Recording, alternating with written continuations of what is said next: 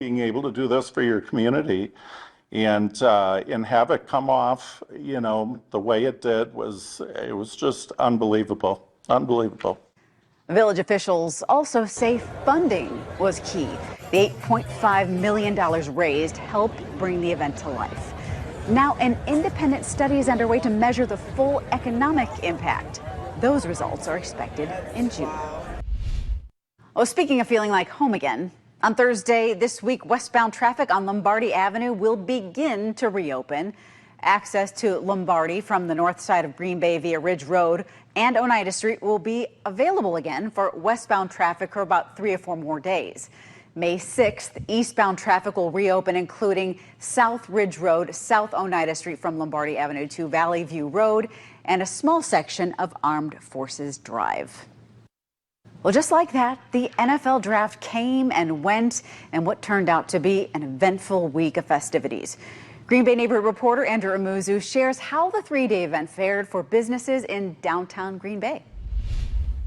As the NFL's big event happened at Lambeau Field, there was also plenty to do here in the downtown area through Touchdown Downtown and the Draft City Music Festival. I spoke with businesses to see just how significant those events were in bringing business to the downtown area.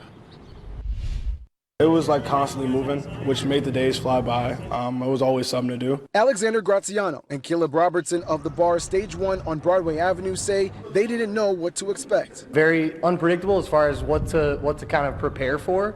But I think that was kind of the beauty of it, was just being excited for it. The 3-day event that also led visitors to downtown Green Bay through the city's Touchdown Downtown event series and Draft City Music Fest. We wanted the community and certainly the visitors to come out and see what downtown has to offer, see what great things we had going on down here. Mary Rohde of On Broadway Inc. says even as downtown events brought more visitors, she says not all businesses saw the same boost from the crowds. Now it's time to look at the data and survey and get the results and see what we can take away from that and how we can utilize that moving forward. It was just a great showcase of our community. Will Liebergen owns the Foxy Peddler, which offers bike tours. He says businesses shouldn't be discouraged if they didn't receive the high payoff expected during the NFL draft. This event might not see the impact that people wanted, but long term, the end game of this is I think people got to really see Green Bay, might come back to Green Bay. Over at Loco Wisco, co-owner Michael Mooney says events like the Booyah Battle and Kringle contest that took place outside of his business helped bring in more customers. It was just nonstop people, and it was amazing. Just the opportunity was great. On Broadway Inc. says that they will reach out to businesses in the area with a survey later this week to learn more on how organizers can better support those businesses as more large events are expected in the downtown area in the near future. In Green Bay, Andrew Amuzu, NBC 26. Coming up after our 6 o'clock broadcast is your last chance to see our NBC 26 Drive to the Draft special. How the weekend impacted communities across Northeast Wisconsin at 6:30 p.m. right here on NBC 26. We first told you in early April about potential changes on the Alpine Golf Course in the village of Egg Harbor. Well, now a new proposal could move some of the original resort to the course itself. Your Door County neighborhood reporter Hannah Lopez reports.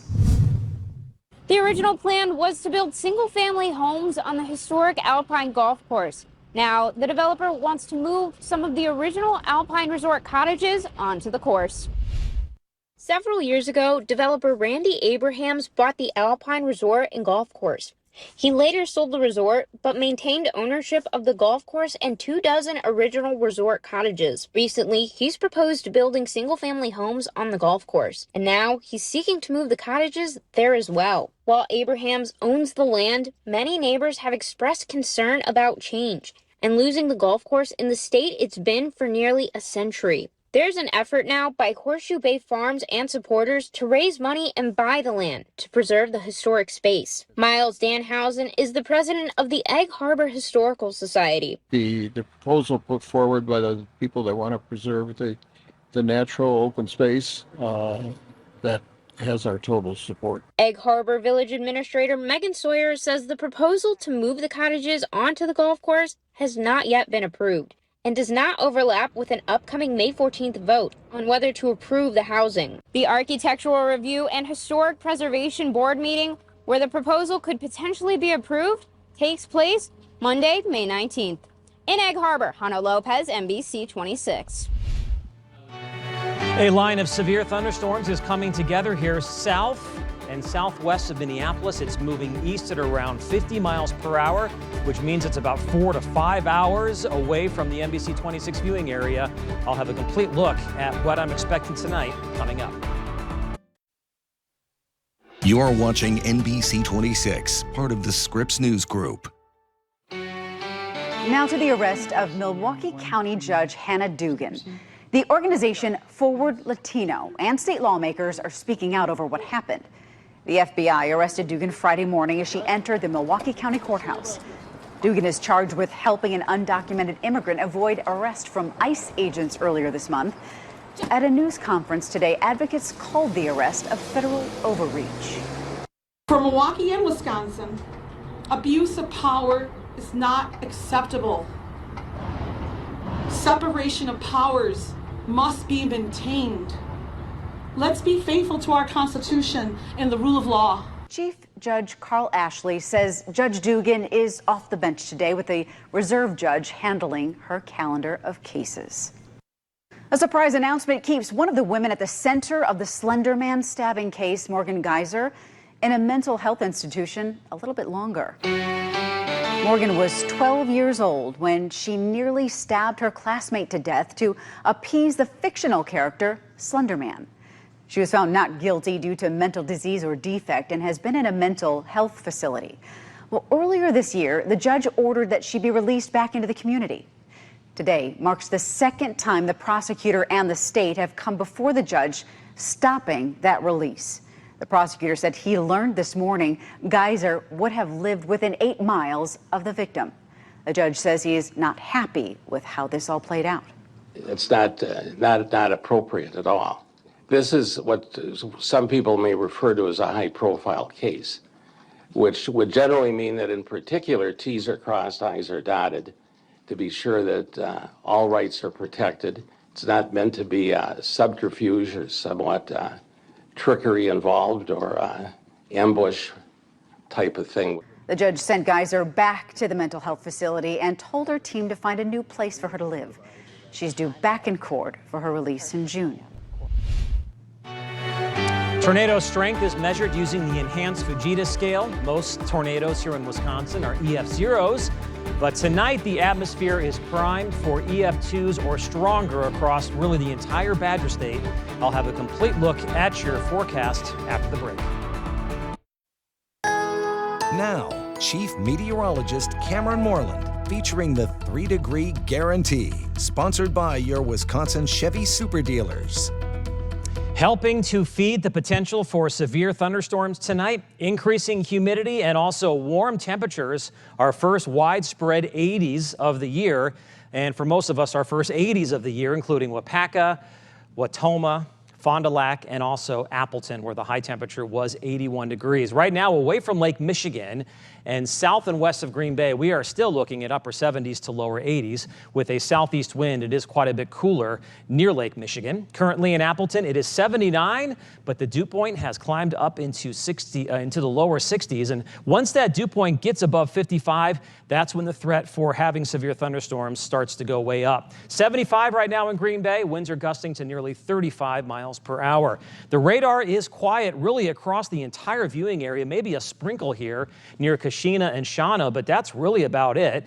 There's a few more scattered showers and thunderstorms north of Wausau. That activity is now lifting up into the UP, and what we're watching is this line of thunderstorms coming together west of the Twin Cities and then south and west into northwestern Iowa. We've got a tornado watch up now for parts of Wisconsin until 11 o'clock this evening, and we do have at least one severe thunderstorm warning and at least one tornado warning right now across southern Minnesota and then also into northern Iowa. But the activity is expected to pick up here as we head to the next several hours. So far, just a lot of hail reports across Wisconsin back into Minnesota, but we are looking at both the moderate risk and the enhanced risk across northeast Wisconsin. We can actually break that down even more. Here's a look at the tornado risk, and across most of the area where we have the yellow, there is a 10% chance of seeing a tornado within 25 miles of any point.